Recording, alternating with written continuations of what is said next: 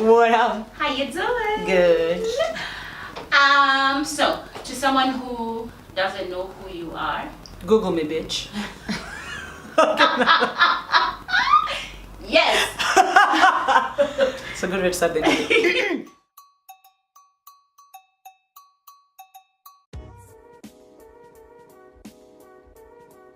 Are they meeting me as an artist or just as my father's daughter? As an artist. Okay, if you're meeting me as an artist, my name is Silayio, formerly named Antelel, pulling up Prince. But Silayio is the name. I am a singer, performing, recording artist, and it's also my hobby. So I do it for fun and for life. Wow. And for job. So exciting. All together. Did you always know you wanted to be a singer, songwriter? No.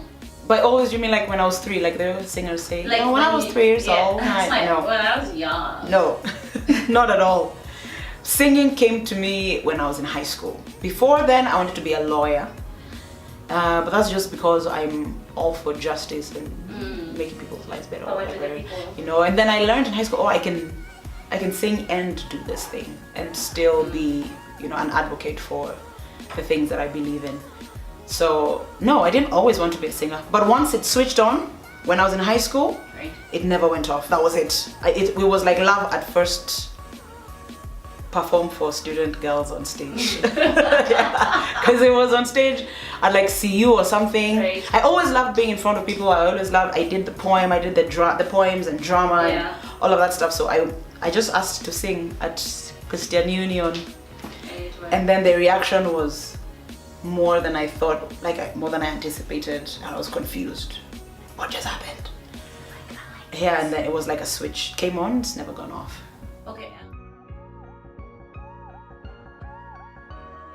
What influences you as an artist? Your music and your performing and all that? People. I'm all about the people. I'm all about I think that's the point. I think that's the point of life. I think that's what makes life. I had this moment in maybe about 6 years ago when I was feeling a little bit lost and purposeless, and what am I doing? Where am I going with this? With everything? And I sort of imagined everybody on the planet being gone, and it was just myself. Everything seemed so pointless then. You know, it's just to go lie on a beach somewhere and wait to die.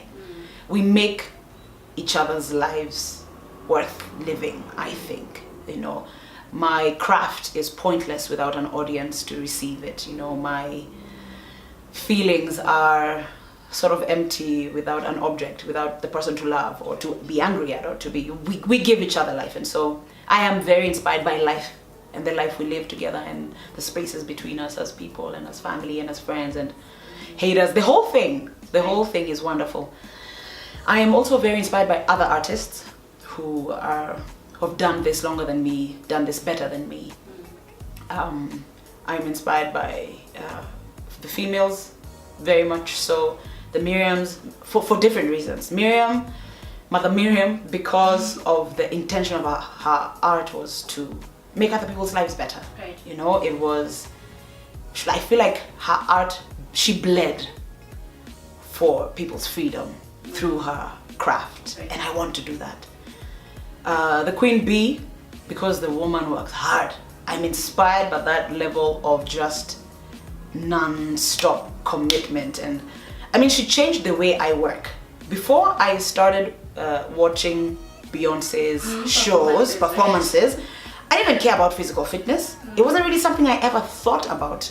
But then watching her perform at that level of excellence for 2 hours, right, with giving everything, physically, emotionally, spiritually, I was like, I want to do that. I want to be able to give everything that could possibly be inside of me to the audiences. And so that's when I started exercising. That's when I started working out in my life. That's when I changed my life.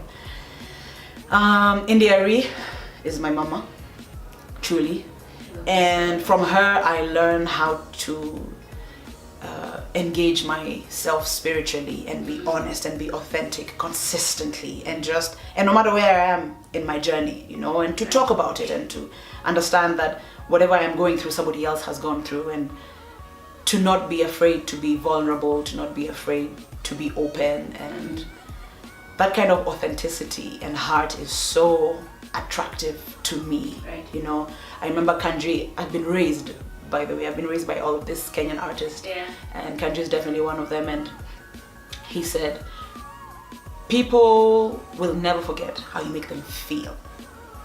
You can do all the runs, and it can be all very fancy and impressive, but once you have that heart-to-heart connection with an audience, it's a done deal. The link happens, and you have yourself fans, people who will be loyal to you just because you were honest enough to give them the most sacred, the most inner part of your soul. So yeah, I'm inspired by very many things. I am. I'm inspired by my home.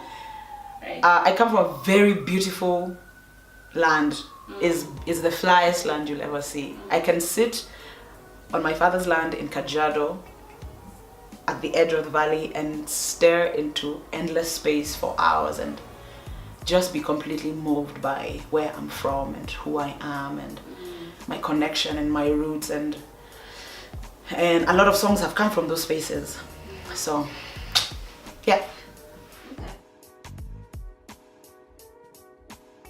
As a Kenyan artist, working in Kenya and abroad, do you think there's a difference as an artist?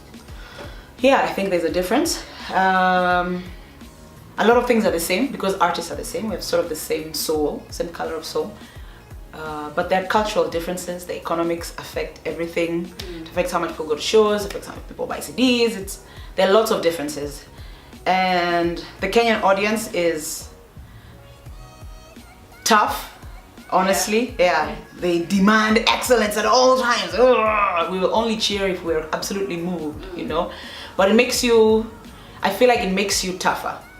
You know, like the audiences in Kampala are way more generous with their applause, with their, you know, Kenyans are like, no, we don't just throw our cheers for anybody. You have to earn them. And so there are things that really work well. It's home, so I don't have to translate myself often. You know, when I'm thinking or writing or talking or on stage, it flows because we have the same language, we have the same shared life experience, you know, socially, politically, whatever, all of that stuff. But there are things that also don't work. For example, in Europe, they have such a robust like theater culture. You know, it's so easy there to put up a tour and do it for 3 months back to back and be playing every single night, and we don't have that culture yet, and it's something I crave as a Kenyan artist, and something hope working on building or participating in building. So there definitely are differences, both good and bad. But home is home. I always come back home. Yeah, everybody thinks, no, she's moved. No, I haven't moved. I always come back home. You know, it's nice to visit, it's nice to work, it's nice to go to the world and live your dream. It's wonderful to come home. It's wonderful to come home.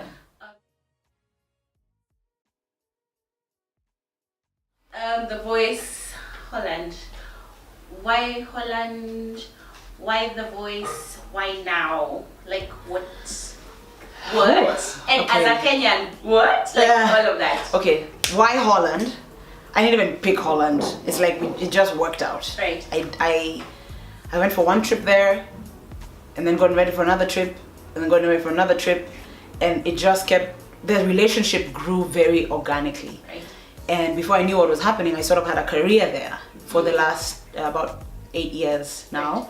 Right. I have spent at least 3 months a year, often more, sometimes less, in the Netherlands performing, and I have a whole career there. I have friends there. I have a manager there.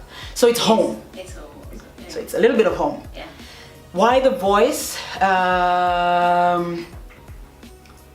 Here's something that a lot of people don't know. Actually, I was invited to audition for The Voice. Yeah, and at the point when they invited me, I had just done this whole evolution change from Namantadel to Silayio, and which was a soul change before it was an artist name change, you know. It has everything to do with how different I feel as a person now. And I was wondering how to start. Where do I go? How do I introduce myself to the world? How do I undo my former brand? Not necessarily because it was horrible, but because I want to evolve beyond it. Yeah. And then, so when that phone call happened, it felt very divine, if you like that kind of language. But it felt very opportune. It felt perfect, and I didn't even have to think twice about it. It was a very easy thing to lean into. So that's why The Voice, that's why Holland, and that's why then it was the planets aligned. It just was. Yeah. Okay, and did you feel pressure carrying, did you feel like I'm doing this for Kenya? In the beginning, no, when no one was involved, when none of the Kenyans were involved, nobody knew. Yeah. It was just for me, it was just me pursuing my dream. And then when the thing started getting very popular and all the Kenyans became involved, I did have a moment, and this is going to be offensive to a lot of people. I had a moment when I felt, oh my God, I'm representing the country. And then I shed that very quickly because I was not representing the country at all. I was living my dream. The people who celebrated with me, the truth is, anybody who celebrates with you, with the wonderful things that are happening to you, they are a secondary beneficiary of a party you have already started. And so I returned my obligation and my responsibility to just me. But I did feel the pressure. I felt the pressure from, I'm with my family and the country and, you know. But I shed quickly. Hello, being a grown-up. Yeah. Okay. You've spoken very openly about depression and everything as an artist. And a lot of the younger people are going through it now. And I don't know that artists know how to deal with that part of... I feel like it goes with the territory, I could be wrong, but a lot of artists I know have their moments of what have I done, is this right? And then they go through the lull and the depression and everything. So if there was someone who was going through that now and they were watching this, what would you tell them? That feels like a lot of responsibility. No, just because of someone who's actually gone through it. Yeah. Or somebody who's going through it. It is a life journey. Right. So as someone who's going through it. Yeah. But still, following their craft. Yeah. What would you tell them? There's so many things that could be said about mental health. Right. And especially mental health for an artist. So many things, but I think the most important thing is to know yourself, to learn yourself, but obsessively learn your brain. What works for me, what doesn't work for me, what are my triggers, when do I get down? Am I a girl and at some point of the month when everybody else is just having some kind of PMS, it sinks, understanding what your body is like, what your mind is like, what foods work for you. Ignorance is no longer an excuse, you know, especially now with so much information available. There are so many psychologists in the city who are good and qualified, so many psychiatrists who are good and qualified. If you are intentional about being well, it's possible to be okay. It's possible to survive this thing and even to succeed with it as part of your life, you know. I see a psychiatrist every once in a while. I see a psychologist very regularly. I have been on antidepressants before, and knowing the cycles of life and the unpredictability of the events of life, it probably will happen again in my future. But I no longer take my health lightly. I don't take what I eat lightly. I don't take my sleeping patterns lightly. I don't drink. I can't even have a drink anymore because it's a trigger for me. And so, and for a while there, I was back and forth. I'm like, I know this thing's bad for me, but I just want. But then you keep sinking, and at some point you're like, you know who the fool is now? The fool is me. It's not anybody else, because I know what works. I know what I need to do. And the question is, do I want How badly do I want to be okay? How badly do I want to pursue my dream? How badly do I want that Grammy?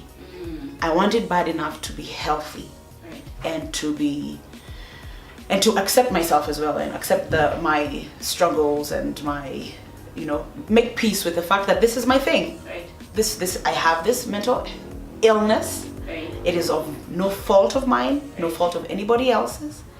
What can I do to make sure that my life is still worthwhile and enjoyable, even with this thing as part of my life? So learn yourself.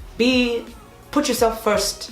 Like, take yourself like your firstborn child, and how would you treat a child with this struggle, with the same kind of tenderness and patience and dedication that as you would give to a little child who's sick. Give your soul that. Give yourself that. Yeah. Hi, you made it to the end of the video. This is so exciting. So thank you so much for watching this video. Don't forget to check out all the others we've done this year. They should be down below. And like, subscribe, and share. This is the last video we're doing for the year, so subscribe, because in 2019 it's gonna be lit for sure. Like, for real, subscribe, because otherwise you'll just be like, why didn't I do this in 2018? So just do it now. Yeah, thank you guys, and happy holidays. Bye.